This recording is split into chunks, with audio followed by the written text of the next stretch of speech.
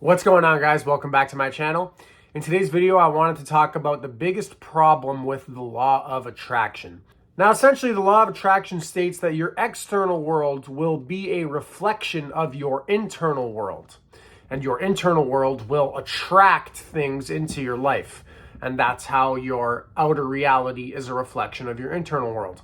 Your emotional content, the way you're feeling, the way you're thinking. And if you pay close attention to your internal world and your external world, however, a lot of us start to run into problems when it comes to utilizing the law of attraction to sort of manifest our external reality. Because if we're empowered with this knowledge of my internal world is going to be reflected in my external world. So in order to create an external world that I like, I have to focus on my internal world. That makes complete sense. So people try to utilize the law of attraction in this way to manifest their desired realities. But they run into a lot of problems. And this is why not everyone who has heard of the law of attraction has everything that they've ever dreamed of. Now, here's the problem that people often run into. They think, okay, if I just have to influence my thoughts, I have to think better thoughts in order to change my emotional content, my internal world, so that my external world can then be filled with abundance and, a lot of money and loving relationships and whatever it is that you are desiring. Now, I'm not saying there's anything wrong with thinking better thoughts, but it's not that simple. You can't actually change the way that you feel on the inside by simply choosing better thoughts. Now, there's circumstances where you can catch yourself, having like this sort of downward spiral of worse and worse feeling thoughts. And in those instances, you can begin to guide yourself toward better thoughts that feel authentic. But there's the key. It has to feel authentic. And this is the biggest problem with people's efforts in utilizing the law of attraction to create their reality, is oftentimes the way they try to choose better thoughts is very self-deceptive. And now, even though you're trying to choose better thoughts and feel better, what you're doing is lying to yourself and creating this split. You're creating this split in your psyche of a part of you that is choosing better thoughts and is subscribing to those, and a part of you that's saying, no, but this is actually still how I feel. You're lying by choosing these better thoughts. I don't actually believe those better thoughts that you're choosing. I don't believe that I have what it takes to be a millionaire, or I don't believe that I could do anything that I put my mind to. There's still a big part of you there that might believe that you actually don't have what it takes to be a millionaire, that you can't do whatever it is that you put your mind to. And that creates like further conflict in your psyche that is going to need resolving down the road if you want to effectively change your internal state in a positive way, especially to utilize the law of attraction to create a desired external reality. So most people are addressing it sort of one-dimensionally in that, okay, I can choose these better thoughts and that's going to influence my results. But the way that it actually works is like this. Your thoughts don't come from nowhere, so you can't just override them and choose better ones. Sometimes, like I explained before, you can guide yourself to better feeling thoughts, but for the most part, it can be very self-deceptive when you're trying to do this. What your thoughts come from is belief systems that you have. You have stories about yourself that you believe.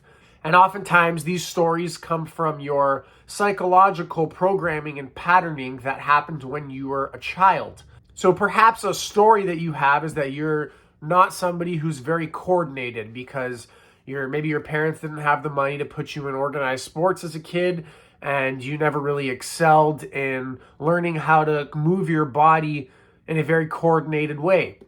So that's a belief, that's a story that you have about yourself. Like, I'm not coordinated, or I'm not good at math. You might not consciously be thinking those thoughts, but under the surface, subconsciously, that's usually where beliefs reside. Those are in you. Those are stories that you believe about yourself on one level or another. Now, those beliefs influence the way that you feel. So if you have this belief that you're not very coordinated, And then you have this ambition to go start a martial art to, raise your self-esteem and get into shape or whatever it might be. Relative to starting that martial art or trying to excel in that martial art, because of your beliefs, you start to feel hopeless. You start to feel like there's no point. Your thoughts will reflect that also. You're going to think, there's no point. I'm not very coordinated. There's your belief coming through in your thoughts. And then those thoughts are going to influence your actions. Instead of starting martial arts, you're not going to. And then your actions are going to influence your results. So in this example, you had this effort to manifest some more health and fitness and confidence in your life by thinking, maybe I should take up kickboxing to get more of all of those things. But then because you have this belief that you're not very coordinated, that's going to influence the way that you feel. You're feeling like there's no point. You're feeling this sense of hopelessness. Then you're thinking, okay, what's the use? That's probably not for me. That's going to influence your action or lack thereof. Instead of going to sign up for a kickboxing membership, you're not going to. That influences your results, or again, lack thereof. Your results are going to be that nothing changes. If you're looking to get in shape because you're out of shape, you're still going to be out of shape. You're still not going to be so confident. And then that influences your beliefs, or in this case, reinforces those beliefs, which is one of the most common forms of influence in this cycle. It's a reinforcing of these beliefs. It's like a self-fulfilling prophecy. No matter how many positive affirmations and how many positive feeling thoughts and positive focus you try to do and reach for, it's not going to change the fact that at your core, you have a belief, you have a story that you believe in that contradicts those thoughts and those positive affirmations. And this is the biggest problem with the law of attraction. People don't see the full cycle here. They're only seeing thoughts influencing results. And if you want to actually utilize the law of attraction in an effective way and actually start to change your life in very big ways, you have to address your belief systems. And if you want to address your belief systems, that's some pretty psychological heavy lifting. That's some real nitty gritty, getting your hands in the mud self-development. That's going to take a lot of emotional heavy lifting. And that is where you're going to see the most results. Oftentimes where the hardest work is to be done is where the most results are going to come from. So that's the biggest problem with the law of attraction. The problem is that people aren't able to utilize it very effectively because they're not seeing the big picture. They're not seeing the beliefs that are influencing their feelings and their thoughts and their actions. They're only looking at it on the surface and looking at the thoughts. And that can help, a little bit. But if you want to actually make big changes and actually utilize the law of attraction, you have to address your thoughts on the level of your belief systems and your stories about yourself that influence those thoughts. It's like picking weeds. If you want to get rid of the weed itself, you can't just cut it at the level above the ground. You have to pull it from the root and then plant a new seed to grow a new plant. So this is how you're going to be able to effectively utilize the law of attraction. Approach your thoughts on the level of the belief systems that shape them. Ask yourself, why is it that I believe that I'm uncoordinated? Where did I get this story from?